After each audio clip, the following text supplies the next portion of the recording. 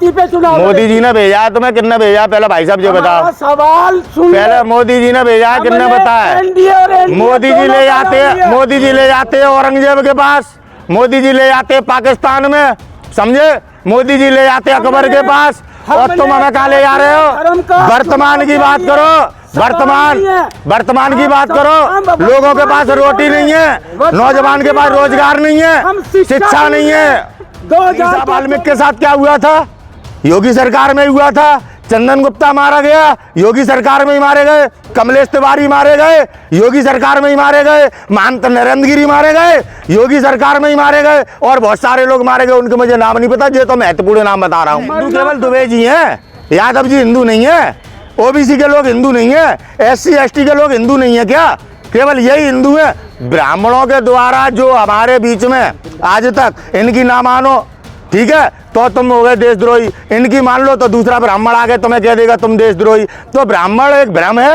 इन ब्राह्मणों की नीतियों से बचने का आप उपाय ढूंढो, कैसे ब्राह्मणों की नीतियों से बचा जाए। में एक ब्राह्मण के द्वारा उत्पीड़न हुआ, और ब्राह्मणों की राजनीति है, ब्राह्मणों की राजनीति है। कैसे ब्राह्मणों ने हमारा यादव को, घटना को अंजाम देने वाले दुबे जी, अब शिकंजा यादव जी पे कसा जा रहा है।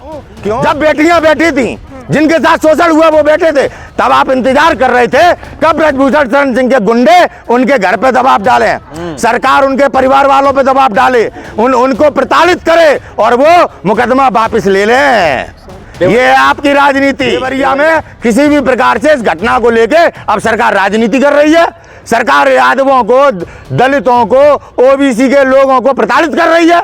न्याय की बात कहाँ कर रही है सरकार देवरिया में? नरेंद्र मोदी जी की सरकार ने शिक्षा पे लगाम लगा दी, रोजगार पे लगाम लगा दी, भ्रष्टाचारियों को बढ़ावा दे दिया। आज यही उसी का ये परिणाम है कि आर्थिक तौर पे देश कमजोर है। नोटबंदी के कारण जो काले धन को सफेद किया गया। यूपी में बीजेपी साफ, कांग्रेस साफ नहीं, बीजेपी साफ। देख लेना आने वाले समय में। मोदी के भारत में आप बोल नहीं सकते। मोदी के भारत में बीजेपी हेडक्वार्टर के बाहर कांग्रेस प्रदर्शन कर रही है। करना पड़ेगा। जब आम नागरिक के साथ, एक अच्छे नेता के साथ उत्पीड़न होगा। 100 करोड़ रुपए कहाँ है? जिस ईडी ने संजय सिंह को गिरफ्तार किया, उसे मालूम है संजय सिंह ने घोटाला किया, तो 100 करोड़ दिया किसने? आया कहाँ से और कहाँ गया? जब आपको ये नहीं पता तो फालतू में जनता को बेवकूफ बना रहे हो।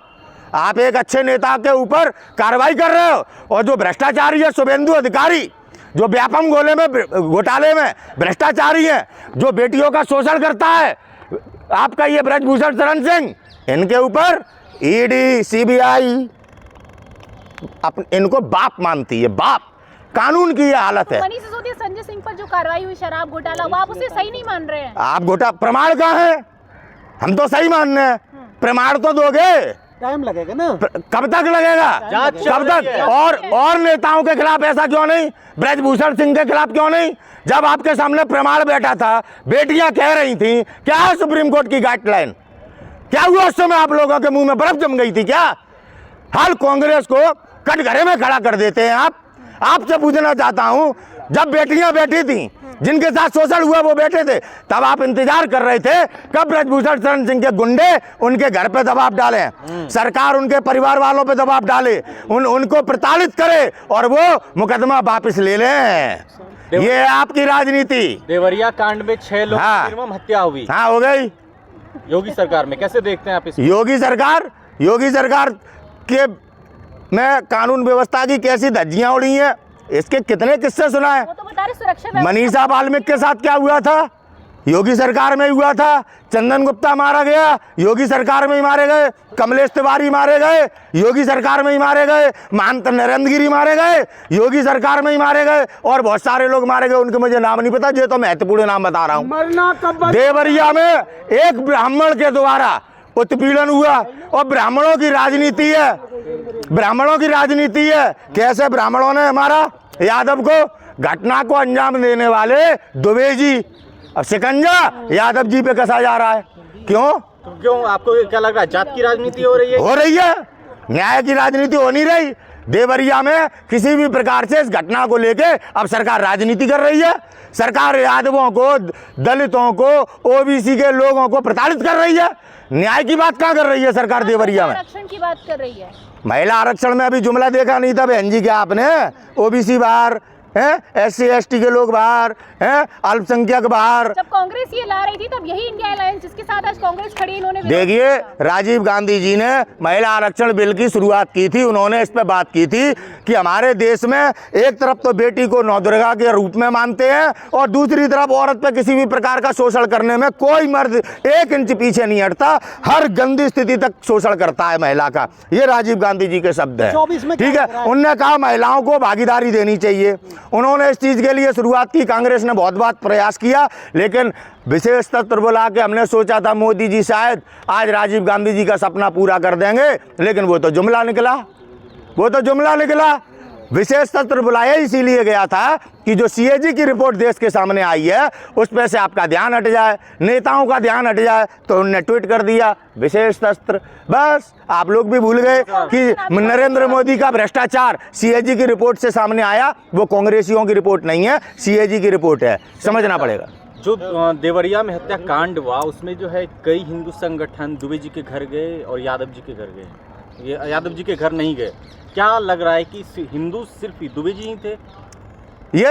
ये आम नागरिक को सोचना चाहिए ना, क्या हिंदू केवल दुबे जी हैं? यादव जी हिंदू नहीं है? OBC के लोग हिंदू नहीं है? SC ST के लोग हिंदू नहीं है क्या? केवल यही हिंदू है? ब्राह्मणों के द्वारा जो हमारे बीच में आज तक, इनकी ना मानो ठीक है तो तुम हो गए देशद्रोही, इनकी मान लो तो दूसरा ब्राह्मण आ गए तुम्हें कह देगा तुम देशद्रोही। तो ब्राह्मण एक भ्रम है। इन ब्राह्मणों की नीतियों से बचने का आप उपाय ढूंढो, कैसे ब्राह्मणों की नीतियों से बचा जाए। आपने एक ब्राह्मण को बुला लिया, बिना पैसे के काम नहीं करते, 500 रुपए नहीं दोगे तो जो तुम्हारी कथा नहीं करेंगे, कथा नहीं पढ़ेंगे। और सुनो विरोध कर रहे हैं आप। अरे यार, और दूसरा कहेगा कथा अच्छी नहीं करी, दूसरा ब्राह्मण कहेगा कथा अच्छी नहीं करी, उसे 600 दो तब वो कथा करेगा। तो बेवकूफ तो हम ही बनने हैं। वो तो उनकी रोजी रोटी है, उनसे आपको क्या दिक्कत है? भैया रोजी रोटी नहीं है। जब रामचंद्र जी लंका पे चढ़ाई चढ़ने के लिए गए थे, महादेव की स्थापना कर रहे थे, तो रावण आया था, सीता माता को भी साथ लाया था कि इनका कैसे भी करके ये जो स्थापना कर रहे हैं ये पूरी हो। पैसा नहीं लिया था, शिक्षा के लिए पैसे नहीं लिए जाते, सनातन धर्म ये कहता है। आप पढ़ो पहले धर्म, समझ में आई? कथा प्रचार करने के लिए है, पैसा कमाने के लिए नहीं। 2024 अब वो जाने, उन्हीं के द्वारा शास्त्र बनाए, उन्हीं के द्वारा सनातन धर्म है। ये मुझसे प्रश्न, ये तो ब्राह्मणों से करो ना। शिक्षा के बदले में धन लेना ये सनातन धर्म में नहीं है। समझ में आया? सर 2024 का चुनाव NDA और इंडिया, जो देश में 13 पंचवर्षीय योजना आई है उनके व्याख्यान करके उसपे चुनाव लड़ेगी या धर्म या जाति पे चुनाव? मोदी जी ने भेजा है तुम्हें, किसने भेजा? पहले भाई साहब जो बताओ, सवाल सुन। पहले मोदी जी ने भेजा है, किसने बताया? मोदी जी ले जाते हैं औरंगजेब के पास, मोदी जी ले जाते हैं पाकिस्तान में, समझे? मोदी जी ले जाते अकबर के पास, और तुम हमें कहाँ ले जा रहे हो? वर्तमान की बात करो, वर्तमान की बात करो। लोगों के पास रोटी नहीं है, नौजवान के पास रोजगार नहीं है, शिक्षा नहीं है। 2024 के चुनाव में शिक्षा ढूंढ रहे हैं, सिक्योरिटी ढूंढ रहे हैं, देश की सुरक्षा ढूंढ रहे हैं, नशे से मुक्त होने की ढूंढ रहे हैं, हम यही ढूंढ रहे हैं। 2014 से पहले कांग्रेस पार्टी की सरकार में सभी चीजें आपके पास उपलब्ध थी और सभी चीजों पर कार्य चल रहा था। नरेंद्र मोदी जी की सरकार ने शिक्षा पे लगाम लगा दी, रोजगार पे लगाम लगा दी, भ्रष्टाचारियों को बढ़ावा दे दिया। आज यही उसी का ये परिणाम है कि आर्थिक तौर पे देश कमजोर है। नोटबंदी के कारण जो काले धन को सफेद किया गया, क्या लगता है यादव के घर बुलडोजर चढ़ना चाहिए देवरिया कांड में? कई लोग कह रहे हैं। देखिए, यादव जी के साथ दुर्घटना घटी, पहले जानबूझ के षड्यंत्र के तहत हत्या की गई, उनके घर पर बुलडोजर चलवाओगे? किस प्रकार की मानसिकता है आपकी पत्रकार महोदय? यादव जी के घर क्यों बुलडोजर चलना चाहिए? उस ब्राह्मण के घर क्यों बुलडोजर चलना चाहिए? हम तो बुलडोजर के खिलाफ हैं, हम कभी बुलडोजर के साथ नहीं है। बीजेपी कह रहे हैं इस बार यूपी में कांग्रेस साफ। यूपी में कांग्रेस थी कब? जो कांग्रेस को साफ करेंगे? यूपी में समाजवादी पार्टी है, यूपी में बहुजन समाजवादी पार्टी है और उन्हीं का परचम रहेगा। यूपी में बीजेपी साफ, कांग्रेस साफ नहीं, बीजेपी साफ। देख लेना आने वाले समय में।